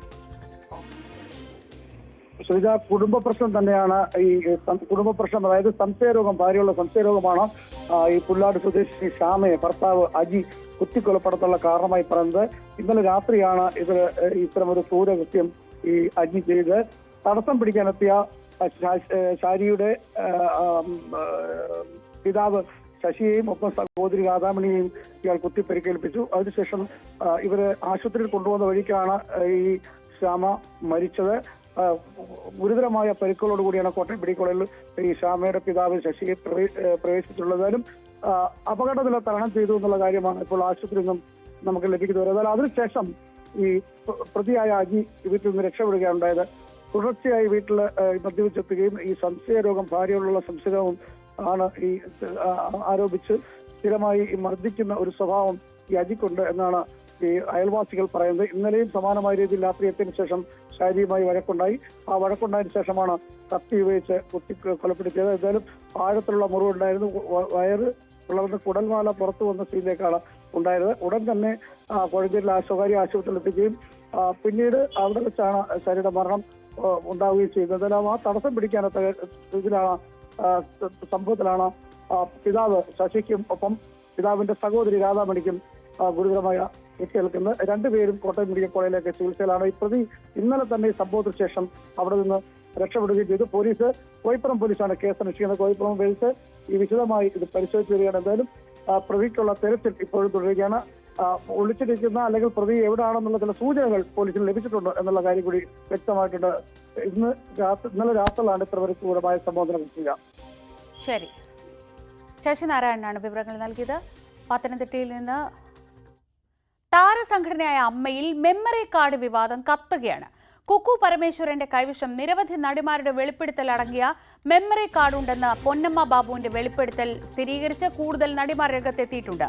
മെമ്മറി കാർഡ് ഉപയോഗിച്ച് ബ്ലാക്ക്മെയിൽ ചെയ്ത കുക്കുവിന് അമ്മ ജനറൽ സെക്രട്ടറി സ്ഥാനത്തേക്ക് മത്സരിക്കാൻ യോഗ്യതയില്ല എന്നതാണ് ഒരു വിഭാഗത്തിന്റെ വാദം. നവമി ദിനേശ് വിവരങ്ങളുമായി. നവമി, അമ്മയിൽ നിന്ന് വിവാദങ്ങൾ ഒഴിയുന്നതേയില്ല. ഏറ്റവും ഒടുവിലാണ് ഇപ്പോൾ കുക്കു പരമേശ്വരനെതിരെ ഇങ്ങനെയൊരു മെമ്മറി കാർഡ് വിവാദം ഉയർന്നു വരുന്നത്. പൊന്നമ്മ ബാബു ആണ് തുടങ്ങി വെച്ചതെങ്കിൽ ഇപ്പോൾ ഇന്നലെ ഉഷ നമ്മളോട് സംസാരിച്ചു. ഉഷയും സമാനമായ ആരോപണം ഉന്നയിച്ചു. കൂടുതൽ പേർ ഈ യോഗത്തിന്റെ, അതായത് ഈ വിവാദത്തിന്റെ പശ്ചാത്തലമായ ഈ യോഗത്തിൽ പങ്കെടുത്ത കൂടുതൽ നടിമാർ ഈ വിവാദത്തിൽ പങ്കുചേരുന്നുണ്ടോ? എന്തൊക്കെയാണ് വിവരങ്ങൾ?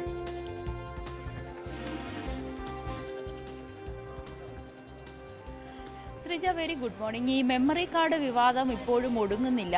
വലിയ ചർച്ചകളിലേക്കാണ് അത് വഴിവെക്കുന്നത്. പ്രത്യേകിച്ച് അമ്മയുടെ തിരഞ്ഞെടുപ്പ് ഇങ്ങ് അടുത്ത് നിൽക്കെ ഓഗസ്റ്റ് 15-ാണ് തിരഞ്ഞെടുപ്പ്. ഇത് ജനറൽ സെക്രട്ടറി സ്ഥാനത്തേക്ക് കുക്കു പരമേശ്വരൻ മത്സരിക്കുന്നു എന്നറിഞ്ഞത് മുതലാണ് ഒരു വിഭാഗം വനിതാ താരങ്ങൾ വലിയ വിമർശനവുമായി രംഗത്തെത്തിയത്. അത് പ്രധാനമായും പറയുന്നത് കുക്കു പരമേശ്വരന്റെ ഈ ജനറൽ സെക്രട്ടറി സ്ഥാനത്ത് മത്സരിക്കാൻ യോഗ്യതയില്ല. ഇതിനെല്ലാം തുടക്കം കുറിച്ചത് നടി ഉഷയുടെ ഒരു മെമ്മറി കാർഡിനെ കുറിച്ചുള്ള വെളിപ്പെടുത്തലായിരുന്നു. അതായത് ഈ ഹേമ കമ്മിറ്റി രൂപീകരിച്ചത് മുതൽ ഈ മീട്ടു ആരോപണത്തിന് ശേഷം മലയാള സിനിമയിലെ സ്ത്രീകൾ അനുഭവിക്കുന്ന പ്രശ്നങ്ങളെക്കുറിച്ച് ഉള്ളൊരു സംഭാഷണത്തിന് വേണ്ടി ഒരു വിഭാഗം സ്ത്രീകൾ, അത് 15-ൽ താഴെ ഉണ്ടായിരുന്നുള്ളൂ, സീനിയർ ആയിട്ടുള്ള കുറച്ച് നടികൾ ഹോളിഡേ ഇന്നിൽ ഒരു യോഗം ചേരുകയും അന്ന് KPSC ലളിതയുമൊക്കെ ആ യോഗത്തിലുണ്ടായിരുന്നു. ആ യോഗത്തിൽ സിനിമാ മേഖലയിൽ അവർ അനുഭവിച്ച ദുരിതങ്ങളെക്കുറിച്ചോ അല്ലെങ്കിൽ നല്ല കാര്യങ്ങളെക്കുറിച്ചോ ഒക്കെ ഒന്ന് സംസാരിക്കുന്നതിന് വേണ്ടി ഒത്തുചേർന്നതാണ്. അവിടെ അവരുടെ സംഭാഷണങ്ങളെല്ലാം ക്യാമറയിൽ റെക്കോർഡ് ചെയ്യുന്നുണ്ടായിരുന്നു. അത് പിന്നീട് കുക്കു പരമേശ്വരനാണ് ആ മെമ്മറി കാർഡ് എടുത്തുകൊണ്ടുപോയത്. പിന്നീട് പല പ്രാവശ്യവും ചോദിക്കുമ്പോഴും കുക്കു പരമേശ്വരൻ പറയുന്നത് ആ മെമ്മറി കാർഡ് തൻ്റെ കയ്യിൽ സുരക്ഷിതമായിട്ടുണ്ട്, അത് ഇടവേള ബാബുവിന് കൈമാറിയിട്ടുണ്ട്, അത് അറിയേണ്ടവരൊക്കെ അറിയട്ടെ, ഇതിലൊരു നടപടി സ്വീകരിക്കണമല്ലോ എന്നൊക്കെ പറഞ്ഞുകൊണ്ട് ആ മെമ്മറി കാർഡ് കൈമാറിയെന്നാണ് പിന്നീട് വനിതാ താരങ്ങൾ പറയുന്നത്. പക്ഷേ ഈ അടുത്തിടയ്ക്കായി ആ മെമ്മറി കാർഡ് ഉപയോഗിച്ചുകൊണ്ട് കുക്കു പരമേശ്വരൻ പലരെയും ഭീഷണിപ്പെടുത്തിയിട്ടുണ്ട് എന്നാണ് നടി ഉഷ ആദ്യം വെളിപ്പെടുത്തിയത്. പിന്നീട് അതിനെ സ്ഥിരീകരിച്ചുകൊണ്ട് പൊന്നമ്മ ബാബുവും മാധ്യമങ്ങളോട് ഇക്കാര്യങ്ങൾ പറയുന്ന സാഹചര്യമുണ്ടായി. എന്തായാലും ഇന്ന് നടി പ്രിയങ്കയും ആ സമയത്ത് ആ യോഗത്തിൽ പങ്കെടുത്ത വ്യക്തിയാണ്. പ്രിയങ്കയുടെ പേര്, മഞ്ജുപിള്ളയുടെ പേരൊക്കെ ഈ വിഷയവുമായി ബന്ധപ്പെട്ട് ഉയർത്തുന്നുണ്ട്. എന്തായാലും പ്രിയങ്ക ഇന്ന് മാധ്യമങ്ങളെ കാണുമെന്നാണ് അറിയിച്ചിരിക്കുന്നത്. ഇതിൽ പറയുന്നതിൽ എന്തെങ്കിലും വാസ്തവമുണ്ടോ, ആ മെമ്മറി കാർഡ് കുക്കു പരമേശ്വരന്റെ കയ്യിൽ തന്നെയാണോ എന്നതിലൊക്കെ ഒരു സ്ഥിരീകരണം ആവശ്യമുണ്ട്. ഒപ്പം കുക്കു പരമേശ്വരൻ പറയുന്നത് അത് KPSC ലളിതയ്ക്ക് തന്നെയാണ് ആ മെമ്മറി കാർഡ് കൈമാറിയതെന്നാണ്. അവർ അന്തരിച്ചതുകൊണ്ട് നമുക്ക് അവരുടെ പ്രതികരണം എടുക്കാനോ അല്ലെങ്കിൽ അതുമായി ബന്ധപ്പെട്ട കാര്യങ്ങളിൽ വ്യക്തത വരുത്തുവാനോ ഒന്നും കഴിയില്ല. പക്ഷേ കുക്കു പരമേശ്വരൻ ഒഴിച്ച് ബാക്കിയുള്ളവരെല്ലാവരും പറയുന്നത് ആ മെമ്മറി കാർഡ് കുക്കു പരമേശ്വരന്റെ കയ്യിൽ തന്നെയാണുള്ളത്. അവരത് പലരെയും ഭീഷണിപ്പെടുത്തുന്നുണ്ട്. പ്രത്യേകിച്ച് ഒരു വനിതാ സ്ഥാനാർത്ഥിയെ, ഈ മത്സരിക്കാൻ തയ്യാറെടുത്ത ഒരു വനിതാ സ്ഥാനാർത്ഥിയെ പോലും കുക്കു പരമേശ്വരൻ ആ മെമ്മറി കാർഡിന്റെ കാര്യം പറഞ്ഞ് ഭീഷണിപ്പെടുത്തുന്നു എന്നാണ് ആരോപിക്കുന്നത്. അങ്ങനെയാണെങ്കിൽ ഈ അമ്മയുടെ ഒരു സ്ഥാനത്ത് എത്തിയാൽ, പ്രത്യേകിച്ച് ജനറൽ സെക്രട്ടറി സ്ഥാനത്ത് എത്തിക്കഴിഞ്ഞാൽ കുക്കു പരമേശ്വരൻ വനിതാ താരങ്ങളെ ഭീഷണിപ്പെടുത്തുകയില്ലേ എന്നൊരു സംശയം കൂടിയാണ് ഒരു വിഭാഗമുള്ള വനിതാ താരങ്ങൾ ഉന്നയിക്കുന്നത്. ഇനി എന്താണ് ആ മെമ്മറി കാർഡിൽ ഉള്ളതെന്നാണ് ഇനി അറിയേണ്ടത്. ചില താരങ്ങളുടെ പേരുകൾ ഉൾപ്പെടെ പറഞ്ഞുകൊണ്ടുള്ള ഗുരുതരമായിട്ടുള്ള ആരോപണങ്ങളാണ് അന്ന് അവർ ആ യോഗത്തിൽ സംസാരിച്ചതെന്നൊക്കെയാണ് പറയുന്നത്. എന്തായാലും ഈ മെമ്മറി കാർഡ് വിവാദം ഇപ്പോഴും അടങ്ങുന്നില്ല. കുക്കു പരമേശ്വരൻ പിന്നീട് ഇവർക്ക് ഈ സ്ഥാനാർത്ഥികൾക്ക് പരസ്യ പ്രസ്താവനകളൊന്നും നടത്തുവാൻ പാടില്ല എന്നൊരു നിർദ്ദേശം അമ്മയിൽ നിന്നും നൽകിയിട്ടുണ്ട്, പ്രത്യേകിച്ച് ഈ തിരഞ്ഞെടുപ്പ് കഴിയുന്നതുവരെ. അതുകൊണ്ട് പിന്നീട് കുക്കു പരമേശ്വരൻ ഇതുമായി ബന്ധപ്പെട്ട പ്രതികരണങ്ങളൊന്നും നൽകാൻ തയ്യാറായിട്ടില്ല. പക്ഷേ നടി പ്രിയങ്ക ഇന്ന് മാധ്യമങ്ങളെ കാണുമെന്നും അറിയിച്ചിട്ടുണ്ട്. എന്താണ് അവർക്ക് പറയാനുള്ളത്, ഇതിലെന്തെങ്കിലും വാസ്തവമുണ്ടോ എന്നതിലൊക്കെ ഒരു വ്യക്തത കൈവരാൻ കഴിയും. എന്തായാലും ഈ മെമ്മറി കാർഡുമായി ബന്ധപ്പെട്ട വിവാദങ്ങൾ ഇപ്പോഴും കത്തിപ്പടർന്നുകൊണ്ടിരിക്കുകയാണ്. ശ്രീജ, ഏറ്റവും ശ്രദ്ധേയമായ കാര്യം, ഈ വിവാദത്തെ മറ്റാരെങ്കിലും ഏറ്റുപിടിക്കുന്നുണ്ടോ? അതായത് ഇതിപ്പോൾ കുറച്ച് ദിവസമായി പൊന്നമ്മ ബാബു ഇങ്ങനെ ഒരു ആരോപണം ഉന്നയിച്ചിട്ട് അതിന് പിന്നാലെ വീണ്ടും ആരോപണങ്ങൾ വരുന്നു. പക്ഷേ ഈ അമ്മ സംഘടനയുമായി ബന്ധപ്പെട്ട മുഖ്യധാരയിൽ നിൽക്കുന്ന ആരെങ്കിലും, ഇപ്പോൾ ചുമതലയിലുള്ള ആരെങ്കിലും, അല്ലെങ്കിൽ മറ്റ് പ്രധാനപ്പെട്ട താരങ്ങൾ, അങ്ങനെ ആരെങ്കിലും ഈ വിവാദത്തിൽ ഇടപെടുകയോ അല്ലെങ്കിൽ ഇത് ഏറ്റുപിടിക്കുകയോ ചെയ്യുന്നത് കാണുന്നില്ല.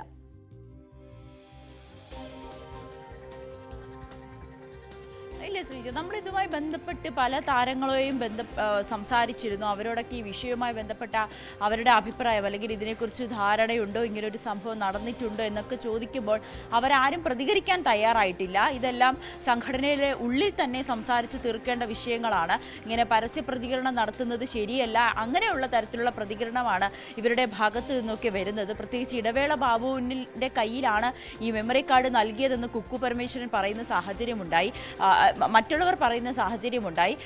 ഇടവേള ബാബുവുമായി ബന്ധപ്പെടുമ്പോൾ അദ്ദേഹം ഈ വിഷയത്തിലെ സംസാരിക്കാൻ താല്പര്യമില്ല എന്ന് തന്നെയാണ് നൽകുന്ന.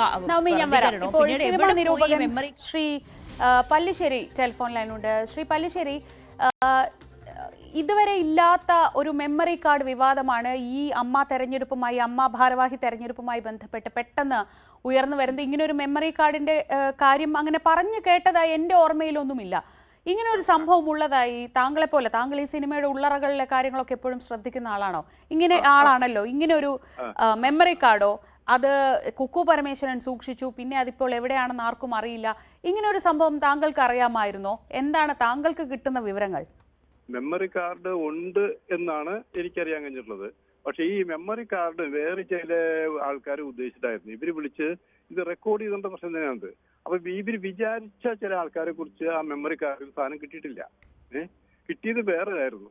അപ്പൊ ഇതിപ്പോ ഇലക്ഷന് മൂടി വെക്കാൻ വേണ്ടി നിന്നു. ഇപ്പൊ തെരഞ്ഞെടുപ്പ് വന്നപ്പോ ഈ മെമ്മറി കാർഡ് ഉപയോഗിച്ചിട്ടാണ് അവർ ഭീഷണിപ്പെടുത്തി ചില ആൾക്കാരെ. അത്രയും കാര്യങ്ങൾ എനിക്കറിയാവുന്നത്. പക്ഷെ ഇവര് വിചാരിച്ച ആളെ കുറിച്ച് കിട്ടിയിട്ടില്ല.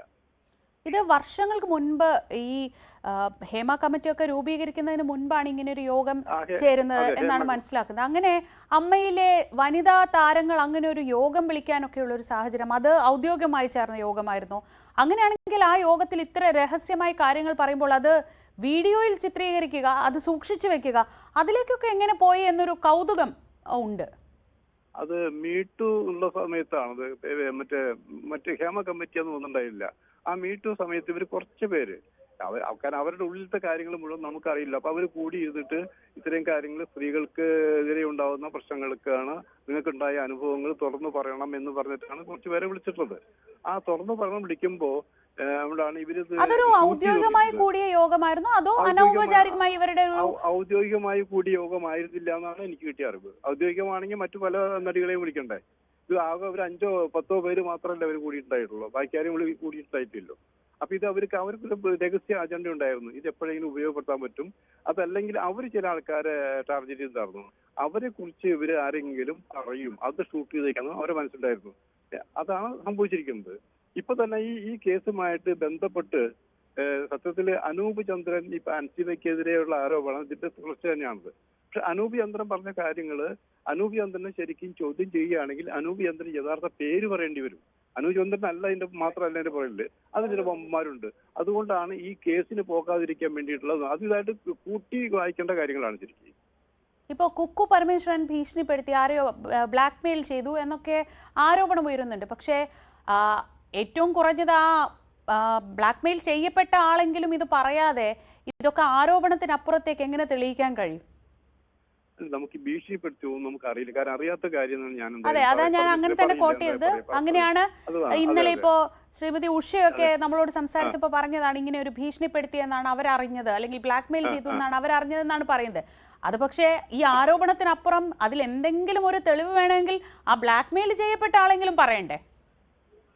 പക്ഷെ ഇത് പറയുമ്പോൾ എന്ന് പറഞ്ഞാല് ഒന്നാമത് നമ്മൾ ഈ സിനിമയിൽ എന്ന് പറയുമ്പോൾ ആ ഒരു ആളെ നശിപ്പിക്കാൻ പറ്റുമോ സംഘടന? 2-3 പേര് വിചാരിച്ചാൽ ഇപ്പൊ തന്നെ ആലോചിക്കും മത്സരം നടന്നുകൊണ്ടിരിക്കുകയാണ്. മത്സരത്താണ് ഞാൻ പരസ്യമായിട്ട് പറഞ്ഞിട്ടുള്ളതാണ് ദേവനാണ് ജയിക്കേണ്ടതെന്ന്. പരസ്യമായിട്ട് ഞാൻ മാധ്യമം പറഞ്ഞിട്ടുള്ളത് ദേവനാണ് ജയിക്കേണ്ടതെന്ന് പറയുന്ന കാരണങ്ങൾ പറഞ്ഞിട്ടുണ്ട്. പക്ഷെ ദേവനെ തോൽപ്പിക്കാൻ വേണ്ടി വലിയൊരു ടീമാണുള്ളത്.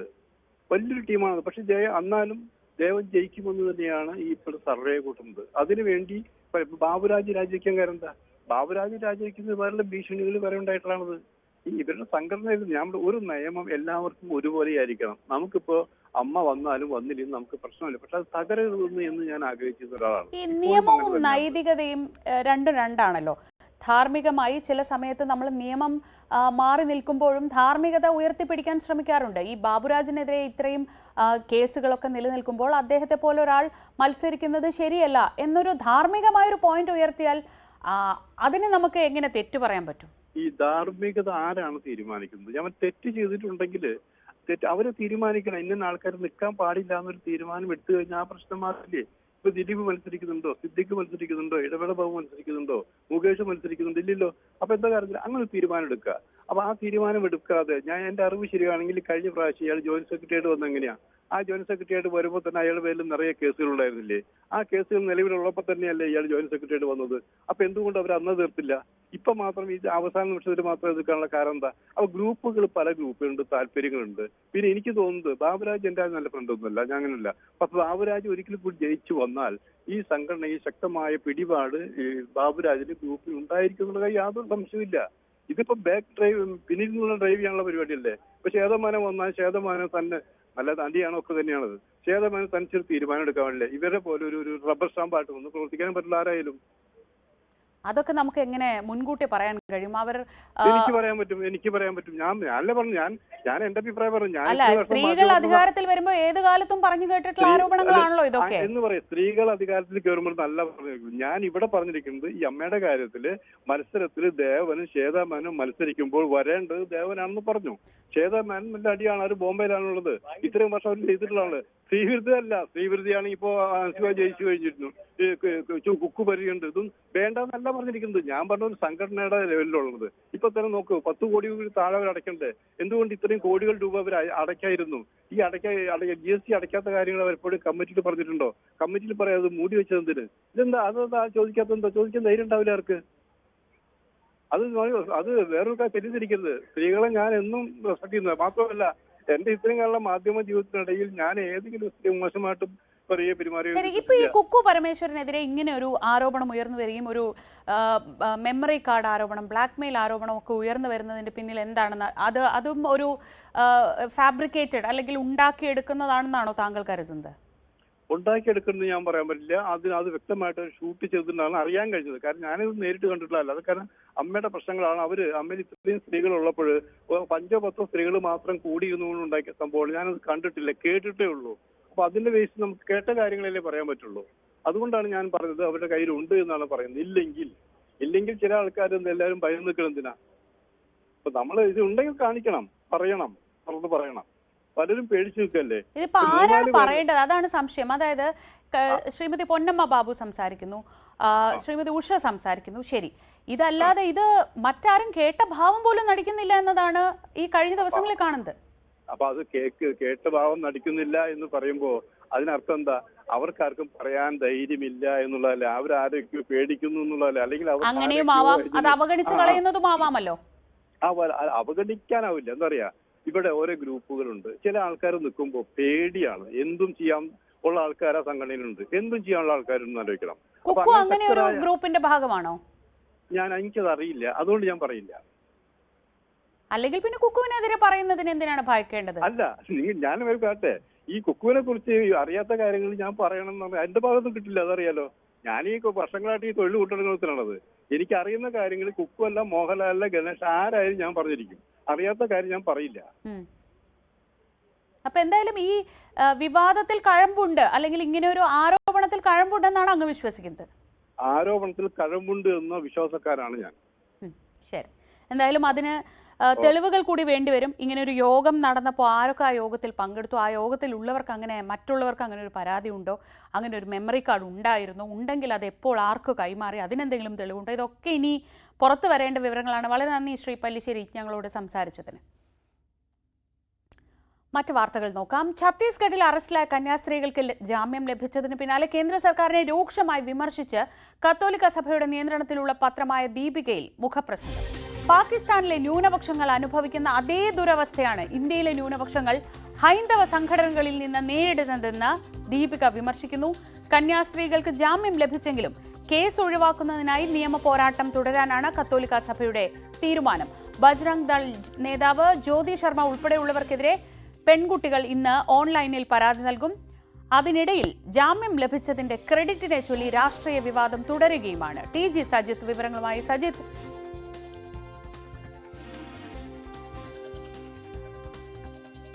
ഏറ്റവും പ്രധാനപ്പെട്ട കാര്യം, രാഷ്ട്രീയ കേരളത്തിൽ അടുത്ത ഒരു വർഷം വളരെ വളരെ പ്രധാനപ്പെട്ടതാണ്. തെരഞ്ഞെടുപ്പിലേക്ക് അടുക്കുന്ന ഒരു വർഷം. ഇത്രയും കാലം കൊണ്ടുവന്ന് വെച്ചതെല്ലാം എന്താവും? ക്രൈസ്തവ സഭകളുടെ പിന്തുണ എന്ന ആ വലിയ നേട്ടത്തിന് അരികിലേക്ക് നടന്നു നീങ്ങുമ്പോൾ വന്ന തിരിച്ചടിയാണ്. അപ്പോൾ ഓരോരുത്തരെ സംബന്ധിച്ചും ഇത് വളരെ നിർണായകമാണ്. അതുകൊണ്ട് തന്നെ പരമാവധി ക്രെഡിറ്റ് എടുക്കൽ തർക്കങ്ങളൊക്കെ നടക്കുന്നത് നമ്മൾ കാണുന്നുണ്ട്. പക്ഷേ ഇതിനിടയിൽ ഈ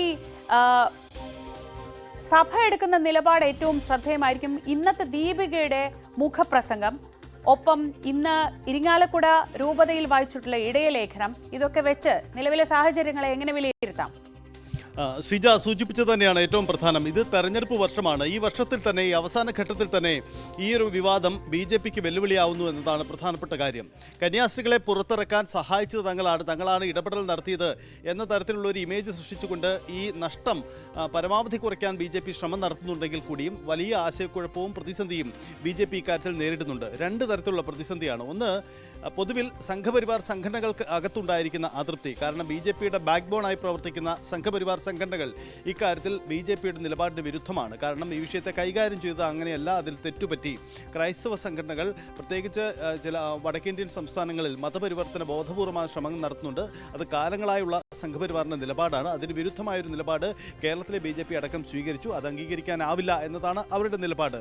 അതേസമയം കേരളത്തിലെ BJP ആവട്ടെ ഒരു ദീർഘകാല പദ്ധതിയായിരുന്നു അവർക്ക് ക്രൈസ്തവ വിഭാഗവുമായുള്ള അടുപ്പം. അതിനുവേണ്ടി കഴിഞ്ഞ കുറേ നാളുകളായി നടത്തിയ ശ്രമങ്ങൾ, പ്രധാനമന്ത്രിയും അമിത്ഷായും അടക്കമുള്ള കേന്ദ്ര നേതാക്കൾ കേരളത്തിലും ഡൽഹിയിലുമായി നടത്തിയ സന്ദർശനങ്ങൾ, വിവിധ പരിപാടികൾ, ഇതൊക്കെ കേരളത്തിലെ ന്യൂനപക്ഷ വിഭാഗമായ ക്രൈസ്തവരെ ഒപ്പം നിർത്താനുള്ള BJPയുടെ അജണ്ടയുടെ ഭാഗമായിരുന്നു. ഈ നീക്കത്തിനെല്ലാം തിരിച്ചടിയായി മാറിയതാണ് ഇപ്പോഴത്തെ ഈ വിവാദങ്ങൾ എന്നതാണ്. അങ്ങനെ രണ്ടർത്ഥത്തിലും BJPയെ സംബന്ധിച്ചത് വെല്ലുവിളി ഉണ്ടാക്കുന്നു എന്നതാണ് സാഹചര്യം.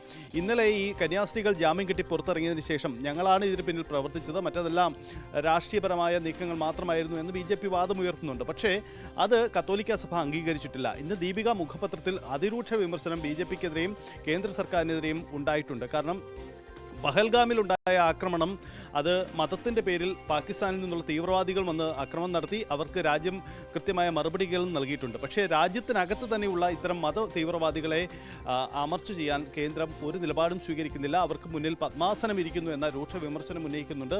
ഇതടക്കം ഗ്രാം സ്റ്റീൽസിൻ്റെ കാലത്ത് മുതൽ ഒറീസയിൽ മുമ്പ് നടന്ന അക്രമ വിഷയങ്ങളടക്കം ഓർമ്മിപ്പിച്ചുകൊണ്ടുള്ള രൂക്ഷ വിമർശനമുള്ള ലേഖനം തന്നെയാണ് ഇക്കാര്യത്തിൽ ദീപിക പ്രസിദ്ധീകരിച്ചിരിക്കുന്നത്. ആരാണ് അകത്താക്കിയതും ആരാണ് പുറത്തിറക്കിയതെന്നും എന്നും തിരിച്ചറിയാനുള്ള കൃത്യമായ ബോധ്യം കേരളത്തിലെ ക്രൈസ്തവർക്കുണ്ട് എന്നതാണ് ദീപിക ഉന്നയിച്ചിരിക്കുന്ന വാദം.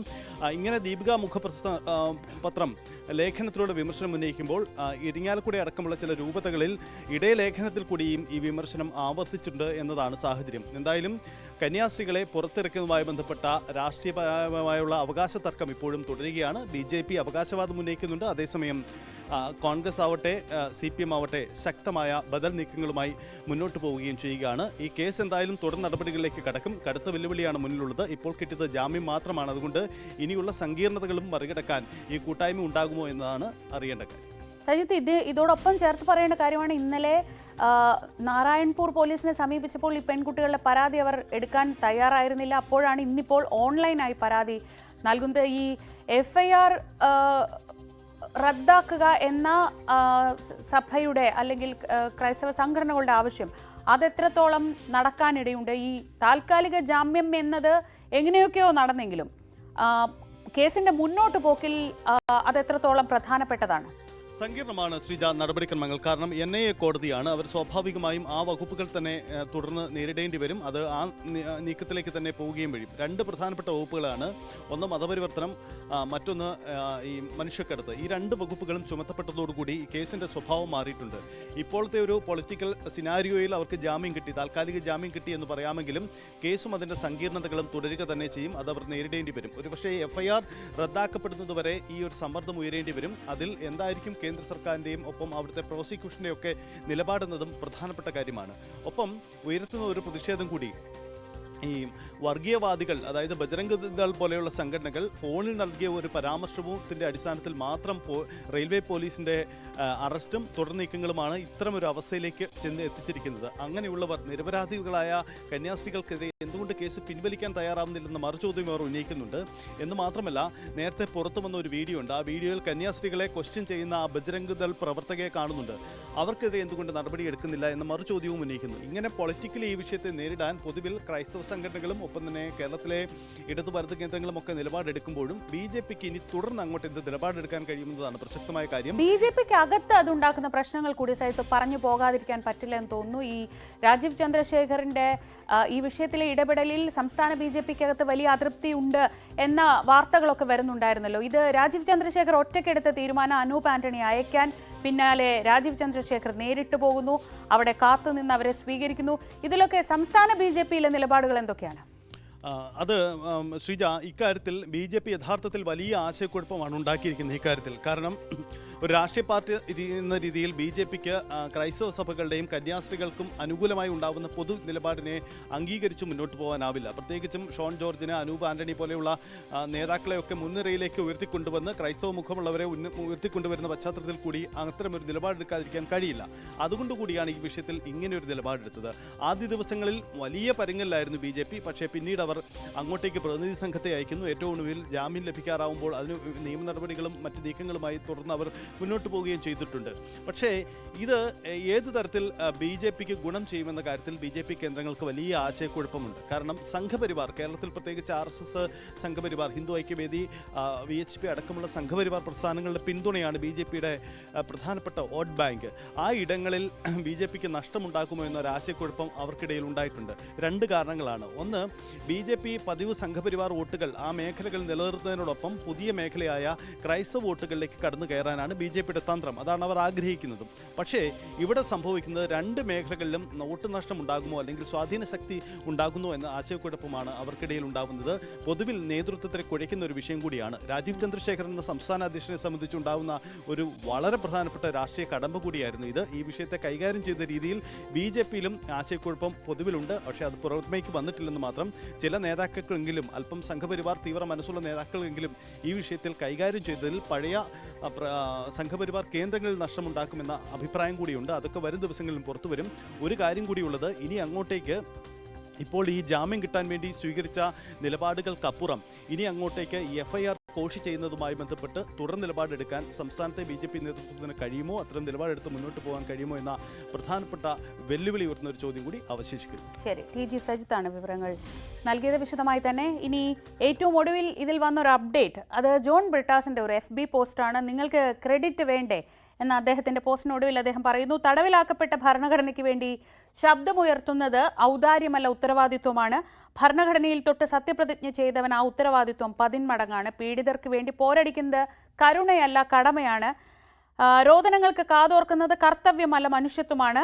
നമ്മൾ നീട്ടുന്ന സഹായഹസ്തം സൗമനസ്യമല്ല, ചുമതലയാണ് എന്നതാണ് ജോൺ ബ്രിട്ടാസിന്റെ ഇക്കാര്യത്തിലുള്ള ഈ ക്രെഡിറ്റ് ആർക്ക് എന്ന ചോദ്യത്തിനുള്ള മറുപടിയായി അദ്ദേഹത്തിന്റെ ഫേസ്ബുക്ക് പോസ്റ്റായിട്ട് ഇപ്പോൾ വന്നിട്ടുള്ളത്. കണ്ണൂർ പയ്യന്നൂരിൽ 12 വയസ്സുകാരിയെ പീഡിപ്പിച്ചെന്ന പരാതിയിൽ ഓട്ടോ ഡ്രൈവർ അറസ്റ്റിൽ. പുഞ്ചക്കാട് സ്വദേശി ജയേഷിനെയാണ് പയ്യന്നൂർ പോലീസ് അറസ്റ്റ് ചെയ്തത്. പെൺകുട്ടി സ്കൂൾ വിട്ട് വീട്ടിലേക്ക് പോകുന്ന വഴി വാടക ക്വാർട്ടേഴ്സിൽ എത്തിച്ചാണ് പീഡിപ്പിച്ചത്. പ്രതിയെ ഇന്ന് കോടതിയിൽ ഹാജരാക്കും. ജമ്മുകശ്മീരിൽ വീണ്ടും സുരക്ഷാ സേനയും തീവ്രവാദികളും തമ്മിൽ വെടിവെപ്പ്. 2 തീവ്രവാദികൾ കൊല്ലപ്പെട്ടു, ഒരാൾക്ക് പരിക്കേറ്റു. ഒരു സുരക്ഷാ ഉദ്യോഗസ്ഥന് പരിക്കേറ്റതായും വിവരങ്ങളുണ്ട്. വിവരങ്ങളുമായി അജയ് സുധ ബിജു. അജയ്, എന്താണ് വിശദാംശങ്ങൾ? ശ്രീജ, വെള്ളിയാഴ്ച വൈകുന്നേരമാണ് ഇത്തരത്തിൽ